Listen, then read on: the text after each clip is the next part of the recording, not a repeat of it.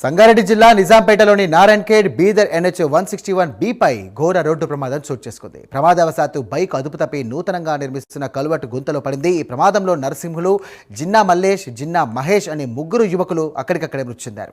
మృతులు బామ్మర్దులుగా పోలీసులు గుర్తించారు.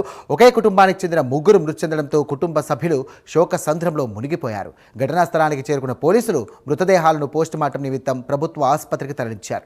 ఈ ఘటనపై పోలీసులు కేసు నమోదు చేసుకుని దర్యాప్తు ప్రారంభించారు. ముగ్గురు కలిసి వచ్చారా? ముగ్గురు అలా బామర్దులు ఊరినే కదా అత్త గారు అలా బామర్దులు దొరుకుని నర్సపురం వచ్చారు. నారాయణఖేడ్కి వచ్చారంట. నారాయణఖేడ్కి వెళ్ళిపోగా వాళ్ళ బామర్ సంతాన బామర్ది నడిపి వచ్చినంత పోటీ ఇద్దరు వాళ్ళు వెనక కూర్చున్నారట. ఇద్దరని బామర్దులు బావా ఇక ముగ్గురు వాళ్ళకు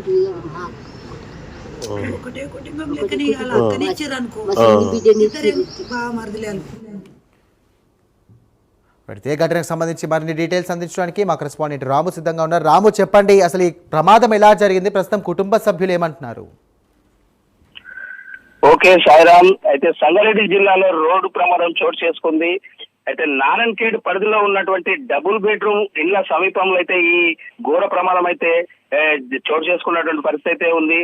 మొత్తంలో ఈ నిజాంపేట నుండి బీదర్ వెళ్లే జాతీయ రహదారిపై ఏదైతే నూతనంగా నిర్మిస్తున్నటువంటి కల్వర్ట్ ఉందో ఆ కల్వర్ట్ గుంతలో బైకు అదుపు తప్పి కల్వర్ట్ లో పడి ముగ్గురు యువకులు అక్కడికక్కడే మృతి చెందిన ఘటన అయితే చోటు చేసుకున్నటువంటి పరిస్థితి అయితే ఉంది.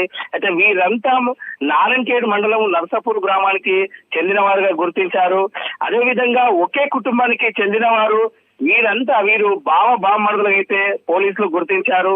అంటే మృతులు నరసింహులు, మల్లేశం, మహేష్ గా ఈ పోలీసులు అయితే తెలుపుతున్నారు.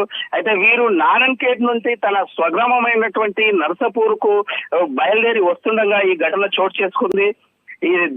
ఇది ఏదైతే రహదారిపై నిర్మాణంలో ఉన్న కల్వర్టు గుంతను గమనించలేకనే బైక్ అదుపు తప్పి ఆ గుంతలో పడి మృతి చెందినట్లయితే ఇక్కడ మనకు స్థానికులు అయితే తెలుపుతున్నటువంటి పరిస్థితి ఉంది. దీంతో సమాచారం అందుకున్న పోలీసులు అయితే ఘటనా స్థలానికి చేరుకొని మృతి చెందిన మృతదేహాలను నారాయణఖేడ్ లో ఉన్నటువంటి ప్రభుత్వ ఆసుపత్రికి అయితే తరలించారు. అయితే దీంతో నర్సాపూర్ గ్రామం అయితే విషాద చాలు అమ్ముకున్నాయని చెప్పవచ్చు. ఎందుకంటే వీరంతా ఒకే కుటుంబానికి చెందినవారు కావడంతో వాళ్ళ కుటుంబ సభ్యులైతే శోక సందర్భంలో అయితే మునిగినటువంటి పరిస్థితి ఉంది. దీంతో